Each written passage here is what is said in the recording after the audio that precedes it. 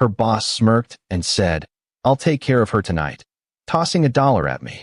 She stayed silent, eyes lowered. I picked up the dollar, slipped it into my pocket, and calmly said, "All right." Then I went straight home and started gathering every piece of evidence that would turn that single dollar into his downfall. Months later, that same dollar destroyed his entire world. Hey legend, subscribe to my channel and boost my motivation. Your one click means a lot to me. I'm 25, and until 6 months ago, I thought I had my life figured out. I was with Sarah for 3 years. We weren't engaged yet, but we talked about it. She worked as a junior marketing associate at this mid-sized firm downtown, and I worked remotely doing data analysis. We had our own place, split the bills, did the whole building a future together thing. I genuinely believed she was it for me. The night it all started was a Friday in early April. Sarah's company was having this big client dinner at some upscale restaurant. She'd been stressing about it all week because her boss, Marcus, this 38-year-old guy who wore expensive suits and drove a BMW, was apparently really riding everyone hard about making a good impression. She asked if I could pick her up afterwards since she'd be drinking and didn't want to Uber alone late at night. I got there around 10:30 p.m., parked across the street, texted her I was outside. 5 minutes passed, then 10. I was about to call when I saw them come out, Sarah, Marcus, and 2 other co-workers. They were laughing, clearly buzzed. Sarah was wearing this black dress I'd never seen before. Marcus had his hand on her lower back, guiding her toward the curb. I stepped out of my car and walked over. That's when it happened. Marcus looked at me, this condescending smirk on his face, and said, "Oh, you must be the boyfriend. Don't worry, I'll take care of her tonight." Then he pulled out his wallet, slid out a single dollar bill, and tossed it at my feet. "For your trouble." I looked at Sarah, waited for her to say something. Anything. She just stood there, eyes on the ground, face red. The other co-workers looked uncomfortable, but said nothing. I bent down, picked up the dollar, folded it carefully, and put it in my pocket. "All right," I said. Calm. Flat. I looked at Sarah one more time. She still wouldn't meet my eyes. "Get home safe." I walked back to my car and drove home. The entire drive, my hands were shaking. Not from anger, not yet. From this cold, clarifying rage that made everything sharp.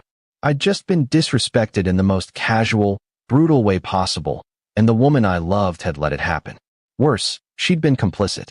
That look on her face wasn't embarrassment for him. It was guilt. When I got home, I didn't sleep. I sat at my desk and started thinking. Really thinking. Marcus's comment. Sarah's new dress. The late nights she'd been working. The way she'd been distant the past month. I opened my laptop. First thing I did was check our phone records. We were on a shared plan, so I had access. I scrolled through her texts from the past 3 months. Most were normal, friends, me, her mom. But there was one number that appeared constantly. Always late at night. I cross-referenced it. It was Marcus's personal cell. I couldn't see the actual messages. She used an app for those.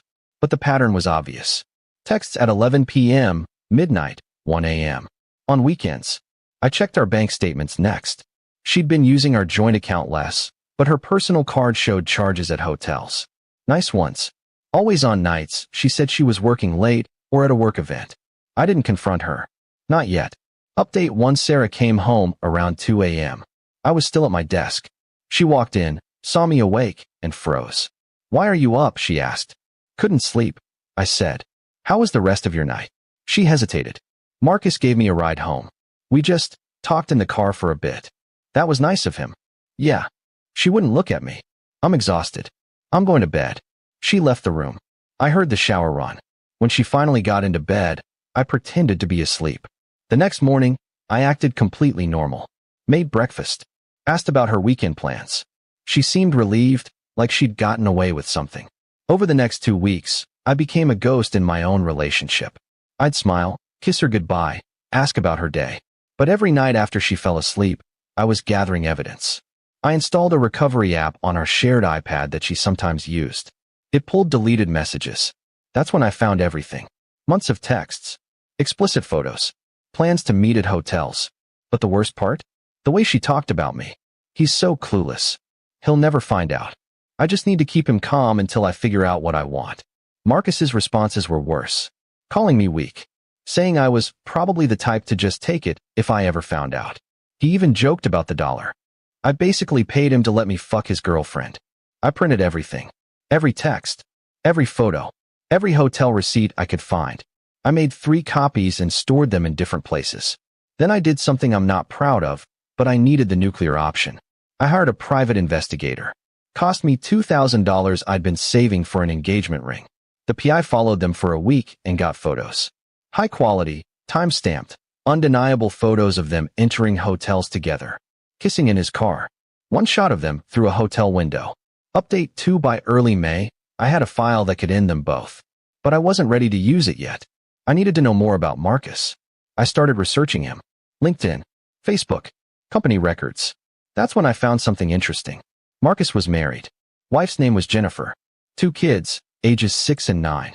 His Facebook was private, but his wife's wasn't. She posted constantly, family photos, kids' soccer games, anniversary posts about her amazing husband. My stomach turned. Then I dug into his professional life. Turned out Marcus had a reputation. I found an old news article from 3 years ago about a sexual harassment complaint at his previous company. It was settled quietly, but it was there. I also discovered through some LinkedIn connections that he'd been sleeping with at least one other employee before Sarah. A woman named Rachel who'd left the company suddenly last year. I tracked Rachel down through social media. Sent her a careful message explaining who I was and that I had some questions about Marcus. She called me that same night. He's a predator, she said. Her voice was shaking. He goes after younger women in the company. Promises them promotions, special treatment. Then when they try to end it or complain, he makes their lives hell. I left because he threatened to ruin my career if I reported him. He has friends in HR. Do you have any proof? I asked. Some emails. Nothing explicit enough. He's careful. Would you be willing to talk to a lawyer if it came to it? Long pause. If you're really going after him, yes. Someone needs to stop him. I thanked her and hung up. Now I had a pattern. This wasn't just about Sarah cheating. This was about a man who systematically abused his power. Update 3 Memorial Day weekend. Sarah told me she was going on a girls' trip to the coast with some friends. I knew it was bullshit. The PI confirmed Marcus had booked a room at a resort for the same weekend. I told her to have fun. While she was gone, I made my move. First, I compiled everything into a professional dossier. Timeline of the affair. Photos. Text transcripts. Hotel receipts. Rachel's testimony. The old harassment complaint. I made copies and had them professionally bound. Then I identified every person who needed to see it. Marcus's wife Jennifer. The CEO of Sarah's company. The head of HR, after verifying they weren't friends with Marcus. A lawyer I'd consulted about potential legal action. And Sarah's parents, because they deserved to know what kind of person their daughter had become. Tuesday morning, after Sarah returned from her trip, I put my plan in motion. I'd taken the day off work, but left the apartment like normal. I went to a coffee shop and started sending emails. To Jennifer, I attached everything with a simple message. Your husband has been having an affair with his employee. I'm the partner of the woman he's been seeing. I'm sorry you have to find out this way, but you deserve to know the truth. There are also details about past behavior that suggest this is a pattern. To the CEO, I'm writing to inform you of a serious ethical violation involving one of your managers. Marcus, last name, has been engaging in a sexual relationship with a direct report, Sarah, last name. Attached is evidence. I'm also including information about a previous harassment complaint and another employee he targeted. Your company needs to investigate this immediately. To HR, same message, same evidence. To the lawyer, ready to proceed if necessary. To Sarah's parents, I'm sorry to contact you this way, but there's something you need to know about Sarah and her relationship with her boss. I sent everything at 9 a.m. Then I waited.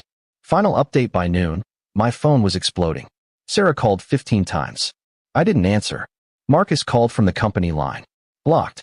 Jennifer sent me a message thanking me and saying she was filing for divorce. The CEO's assistant called and asked if I was available to speak with their legal team. I said yes. I finally went home at 6 p.m. Sarah was there, crying hysterically. How could you do this? She screamed. You've ruined everything. Marcus has been suspended. They're investigating him. His wife knows. My parents won't stop calling. Everyone at work knows. I pulled out the dollar from my wallet. That same dollar. I'd kept it. I placed it on the table between us.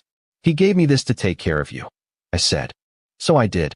I took care of you by removing you from a situation where you were being manipulated by a predator. And I took care of making sure he can't do this to anyone else. We were in love, she yelled. You were a notch on his belt, Sarah. You were the latest in a pattern. He's done this before, and he would have done it after you. She stared at me, mascara running. I didn't mean for it to happen. Yes, you did. Every text, every hotel, every lie. You chose it, and you let him disrespect me to my face. I grabbed my keys. I'm staying at a friend's place. I'll be back for my stuff this weekend. We're done. I left her there. 3 months later, Marcus was fired. The company's investigation found he'd violated multiple policies. Jennifer took him for everything in the divorce. Sarah quit her job, couldn't handle the judgment from coworkers. Last I heard, she moved back in with her parents. Rachel joined a lawsuit against Marcus's former company, and my evidence helped. I kept that dollar, framed it, hung it in my new apartment as a reminder that sometimes the smallest acts of disrespect are the catalyst for the biggest reckonings. Edit 1. A lot of people are asking if I feel bad. I don't. Not for Marcus. Not for Sarah. They made choices. I just made sure those choices had consequences. Edit 2. To everyone saying I should have just confronted her immediately, maybe. But then I wouldn't have discovered the pattern. I wouldn't have been able to protect other women. Sometimes revenge isn't just personal. Sometimes it's justice.